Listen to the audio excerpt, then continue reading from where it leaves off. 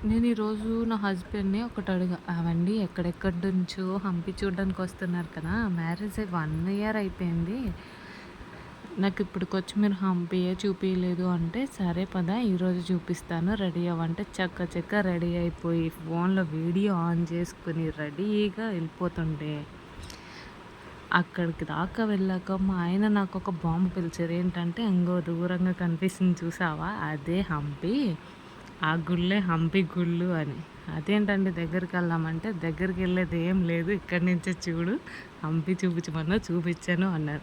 ఇక్కడ నాకు మా అమ్మ గుర్తొచ్చింది. ఎందుకంటే మా అమ్మని చిన్నప్పుడు "అమ్మ నాకు ఎన్టీఆర్ పార్క్ చూపించు తణుకులో" అంటే, సరే అని చెప్పి ఆటోలో తీసుకెళ్ళి, "ఇంగో చూడు చూడు వెళ్ళిపోతాయి ఫాస్ట్‌గా. ఇది వంకి, ఇది ఉయ్యాల" అని చూపించింది.